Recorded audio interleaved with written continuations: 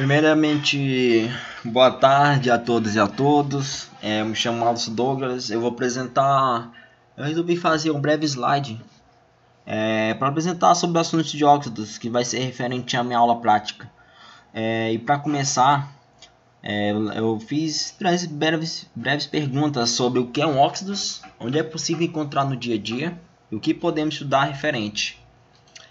Para dar uma introdução teórica sobre óxidos, primeiro eu decidi colocar sobre onde a gente pode encontrar os óxidos no nosso dia a dia.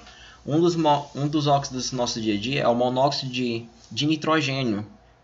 Hoje ele é conhecido no mundo automobilístico por nós.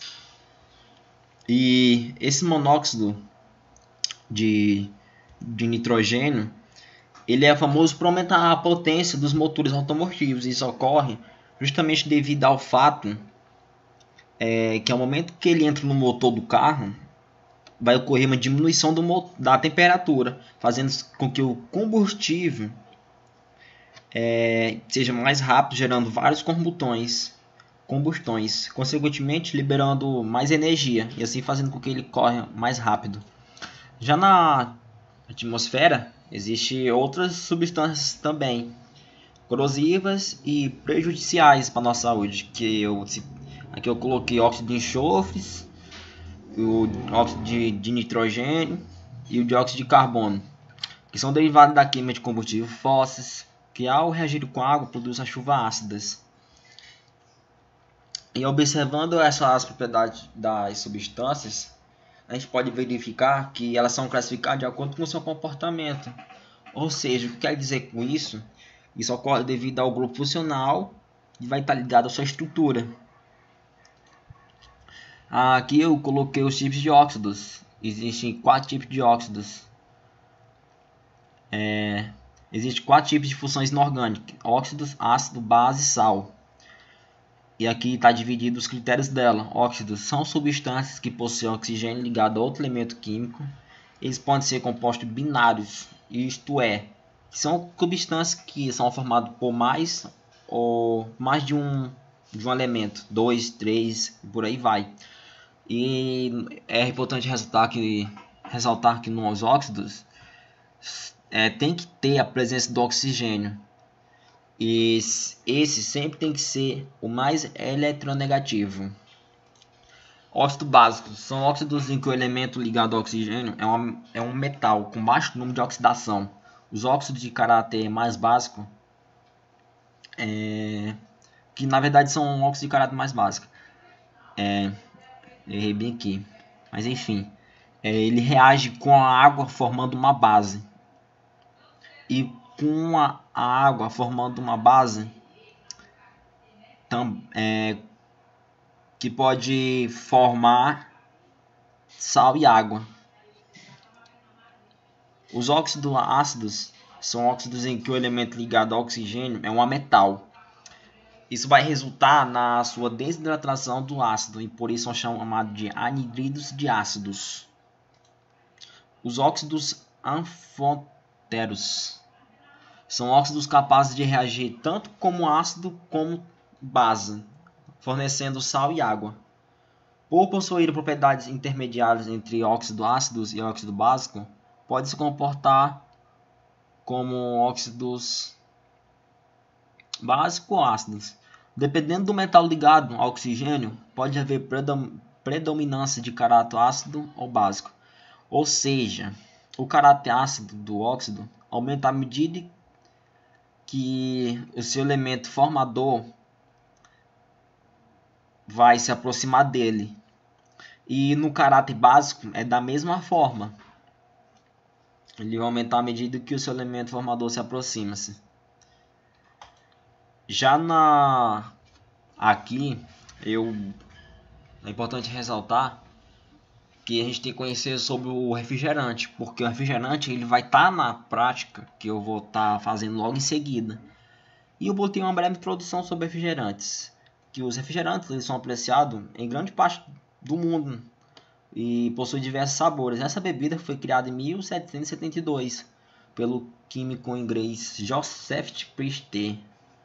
Desenvolveu a forma de uma forma de gasificar a água mineral. A partir da água mineral ele conseguiu criar um refrigerante. Ele adicionou outras composição química, né, para dar o sabor refrigerante. E a primeira indústria surgiu apenas nos Estados Unidos em 1871. No Brasil, a indústria começou a funcionar em 1905, depois de muito tempo depois. E de conhecimento geral, que esse líquido é apreciado há muito tempo. Mas o que de fato é um refrigerante? E qual é a sua composição química? Como resposta, eu botei da seguinte maneira. Ela se trata de uma bebida carbonatada, ou seja, vai ter presença de carbonatos, e não é alcoólica.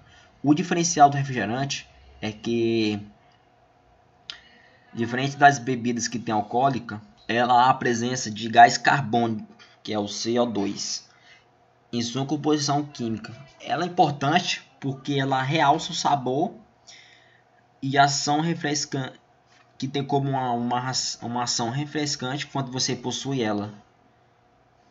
Você vai beber, no caso, o refrigerante. Para isso, o gás carbônico deve ser bem dissolvido no líquido. E ela deve ocorrer em temperaturas mais baixas. Isso vai ocorrer porque tem que estar ligado a um grupo funcional, que vai estar diretamente ligado aos elementos comuns de sua estrutura. E logo em seguida, eu ressaltei aqui a sua composição química do refrigerante, porque é muito importante entender qual os elementos que tem em sua composição, além do gás carbônico. E uns que mais vai estar presente no refrigerante vai ser a água, em torno de 88%. Ela deve ter um elevado grau de pureza para ser utilizada. Vai ter também os concentrados, são misturas de extratos, óleos e destilados de frutas ou vegetais. É o famoso xarope do refrigerante, como é conhecido hoje em dia. Vai ter os carbonatos e os bicarbonatos. São substâncias que, ao entrar em contato com os ácidos presentes no refrigerante, regulam o seu pH. Ou seja, não vai possibilitar uma acidez acima da meta, né, que tem que ter no refrigerante, uma acidez extrema. E aí esse carbonato ele vai estar ligado com outro elemento que eu vou estar falando logo em seguida. E vai ter os sulfatos e fenóis, que aqui ele tem um papel de ressaltar um sabor, ampliar o sabor do refrigerante. Tem açúcar, que é o segundo elemento que tem a maior quantidade na sua fórmula, cerca de 11%, que tem como função adoçar e encorpar o produto. E aqui que vai estar ligado ao que eu acabei de citar, o acidulante, que vai estar ligado diretamente com carbonatos. Porque a sua estrutura, ela, além de realçar o sabor, ela vai diminuir o pH, enquanto o outro ele vai ter a função de controlar o pH. E já aqui no acidulante, ele vai ser mais ácido, impedindo a proliferação de micro-organismos. E também os antioxidantes. É uma substância que impede o gás oxigênio interagir com outra substância presente no refrigerante, e assim ele não vai prejudicar o odor e o sabor. Além também vai ter o ácido ascórbico, que é a vitamina C que a gente conhece hoje. É um antioxidante muito utilizado. E aqui também é importante ressaltar que eu estava vendo que a presença de luz e calor vai favorecer para a oxidação de alguns componentes do refrigerante. E logo em seguida, agora a gente vai partir para a parte experimental da aula prática de hoje. Dando continuidade sobre a nossa prática de reações de óxido e ácido, que engloba sobre o assunto de fusões químicas,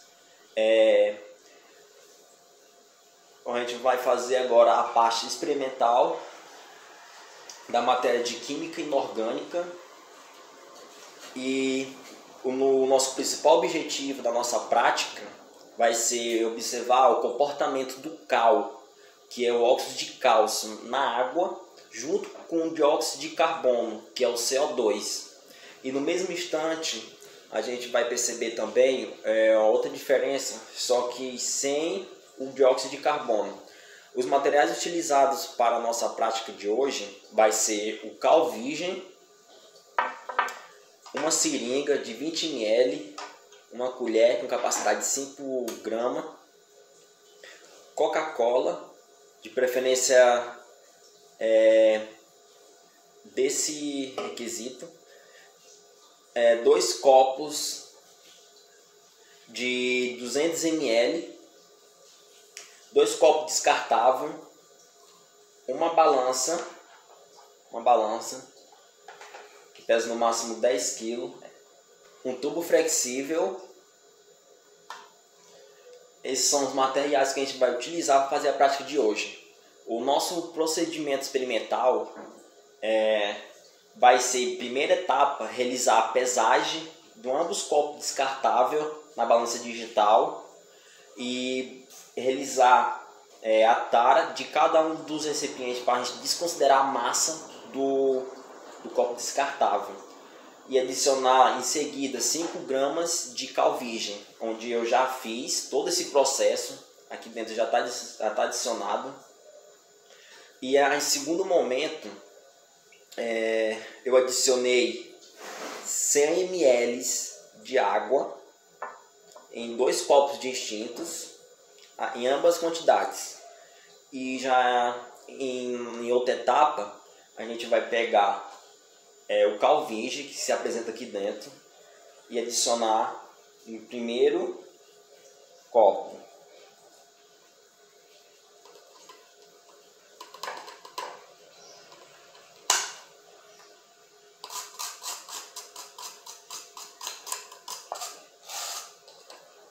E realizar a homogeneização deles. Dissolver bem, para assim até obter um melhor resultado, né, em toda a prática experimental.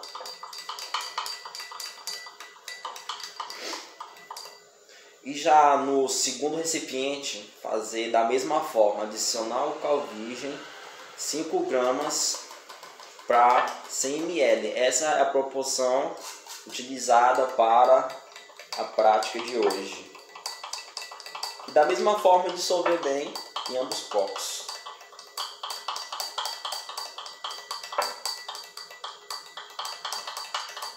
Podemos observar que eles tiveram o mesmo aspecto, porque eles estão para a mesma proporção. E já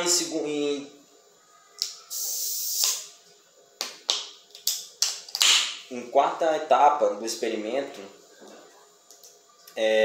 devemos abrir a Coca-Cola e aqui vamos inserir o tubo flexível